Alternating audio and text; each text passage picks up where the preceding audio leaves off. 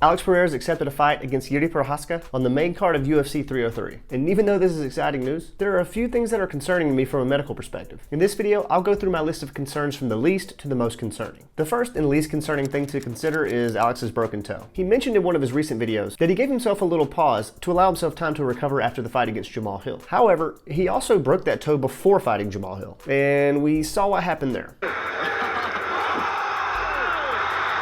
And I'll even say this, by the looks of the deformity of the toe, there's a possibility that it may have just been a dislocation of either of the interphalangeal joints of the fifth digit, rather than a fracture in the first place. This would be helpful from a healing perspective because weight bearing would be more tolerable, and a simple buddy taping strategy could be performed for added stability. It may have been reported somewhere that I didn't see that it was indeed fractured. With all that being said, even though it is a concern, it's really not one that's at the forefront of thought for me. The second is the amount of weight Alex has to lose. He mentioned on YouTube and Instagram that he's got 10 kilos or 22 pounds to lose as of June 14th when he accepted the fight. In a previous video of mine, I go through what the scientific literature says about properly water loading and cutting for competition for combat athletes. Best loading protocols, best rehydration protocols, etc. In those videos, I mentioned that it's almost always better, depending on your body fat percentage, to do your main fat loss phase way before you do your water cut. Ideally, you should be within 5 to 10 pounds of your fighting weight before you do your water cut. And the actual ideal situation is that you don't do a water cut at all. But we're fighting an uphill battle there because that's not the cultural norm. Because again, ideally, you want to do your camp while you're at least in a maintenance phase or an isocaloric diet. And in that situation, adjusting for water weight becomes much easier as your competition nears and you start to ramp down the intensity of your camp. Unfortunately, most of the weight that Alex is going to be dropping is going to be water. Fighting and combat sports in general are insanely catabolic. And in order to retain muscle mass, it's important that during a fat loss phase, you do a couple things. First, which I'm sure he's already doing, is keeping your protein high. And second, keeping your calories at least close to maintenance. The calorie deficit that Alex will undergo in order to make weight will be much too steep to mitigate the loss of muscle tissue. Plus, being that he'll likely be super jet lagged from going to Las Vegas after being in Australia, a 12-hour difference, it'll make losing weight even harder. And this leads really nicely into my last point of concern, and that is sleep deprivation, which will lead to circadian rhythm changes as a result of jet lag from the 12-hour time difference and constant traveling. Anybody who's well-versed in the strength and conditioning literature, or just the sports medicine literature at large, knows that sleep is the most powerful, legal performance-enhancing drug that athletes can take advantage of. I actually looked into the research particularly on athletes' ability to recover from jet lag, given that a lot of high-level athletes do a lot of traveling. And kind of to my surprise, there really hasn't been a consensus reached on how to combat jet lag in athletes. In fact, I found a systematic review published in 2020 that included articles that have attempted several types of interventions. As far as pharmacological interventions are concerned, some articles tried melatonin, some tried sedatives,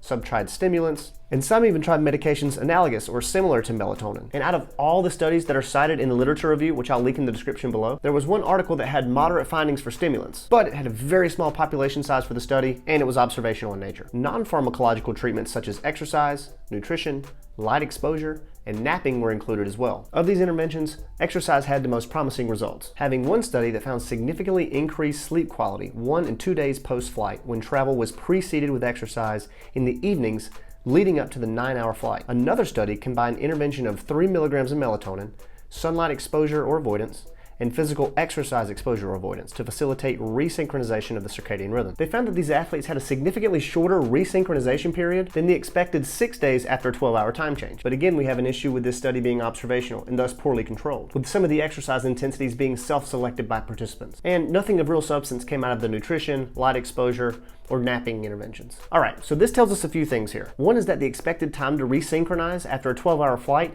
is 6 days in some of this literature. He accepted this fight on June 14th, and they still had 10 days in Australia. So that puts him back on the 24th or 25th. The fight is on the 29th. So that's about 2 days less than the expected time to recover after a time change of that magnitude. So that's 2 days less than the expected time to recover from a time zone change of that magnitude. He's in a caloric deficit. He will have already started managing his water by then. His sleep will almost certainly be compromised, making it that much harder to prioritize fat loss. It just seems like he's going to be fighting a heavy uphill battle. Not to mention that he's got to be really tired from single-handedly carrying the UFC on his back. I mean, this dude accepts this fight in the wake of canceling an overly hyped McGregor-Chandler fight. This might be the only reason that people tune into UFC 303 for God's sake. Nah, but in all seriousness, I have absolutely no doubt that Pereira will put on a good show. But I'm also 100% positive that he will not be at his full potential, especially if you compare these conditions pre-fight to a really well-programmed fight camp and a decent weight cut. Let's not forget too that Procházka is going to be optimizing his entire camp to ramp up for the fight and how tough that guy is. So we'll see. I mean, I'm definitely a Pereira fan just as much as the next guy, but we got to be realistic with our expectations. Toughness and grit can get you a really long way, but our bodies just simply can't defy biology. Okay, give your guys predictions in the comments. Who comes away with the win at UFC 303? Thank you guys for watching. I'll see you next time.